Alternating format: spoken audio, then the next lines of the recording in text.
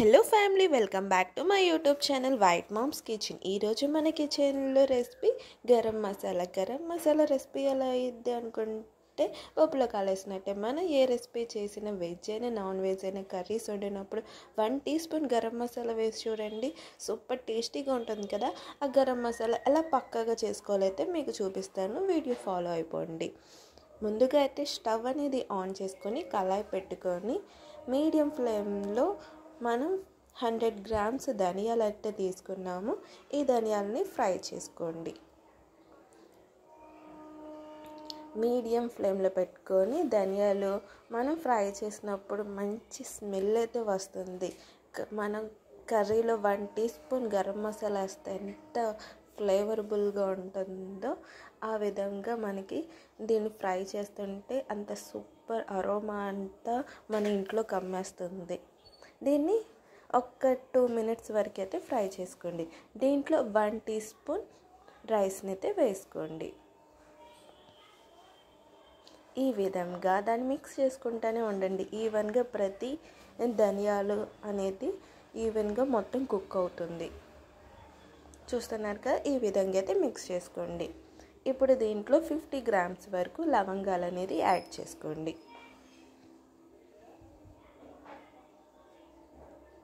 గరం మసాలాలో మనకి వేసుకునేది మెయిన్గా ధనియాలు, లవంగాలు, ఇలాచీ అండ్ చెక్క.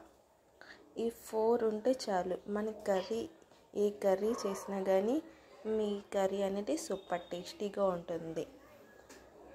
లవంగాలు కూడా మంచిగా ఫ్రై అయిన తర్వాత దీంట్లో ఒక 10 ఇలాచీ వేసుకోండి. 10 లవంగాలు వేసుకోండి. మొత్తం దీన్ని ఒక 5 మినిట్స్ వరకు అయితే మొత్తాన్ని ఫ్రై చేసుకోవాలి మనం. దీంట్లో 15 గ్రామ్స్ వరకు చెక్క కూడా వేసుకోండి.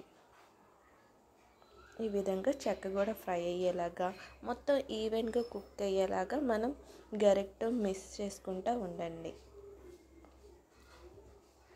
ఈ విధంగా వీడియోలో చూపిస్తున్నట్టు కలుపుకోండి.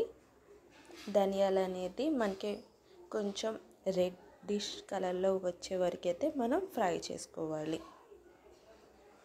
ఈ టైంకి మీరు కుక్ చేస్తే మా హౌస్ మొత్తం మంచి అరోమా అయితే వస్తుంది. చూసారు కదా, ఈ విధంగా ఫ్రై అయిన తర్వాత దాన్ని పక్కన అయితే పెట్టేసుకోండి.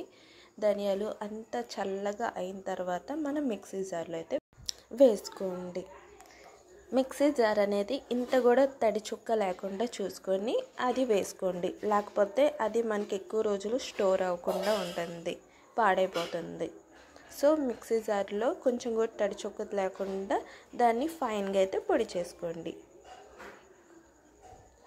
ఈ విధంగా ఫైన్గా మెత్తగా అయితే పొడి చేసుకోండి. సో చూసారుగా ఎంత ఈజీనో. ఈ గరం మసాలా చేసుకొని మీరు వెజ్ కానీ నాన్ వెజ్ కానీ ఏ రెసిపీ చేసుకున్నా 1 టీ స్పూన్ వేసుకొని చూడండి, సూపర్ టేస్టీగా ఉంటుంది. మీరు కూడా ట్రై చేసి ఎలా వచ్చిందో చెప్పండి. So that's it friends, thank you so much for watching my వీడియోకి ఒక లైక్ అయితే చేసి మీ ఫ్యామిలీ అండ్ ఫ్రెండ్స్కి షేర్ చేసి మర్చిపోకుండా సబ్స్క్రైబ్ చేసుకోండి. Thank you.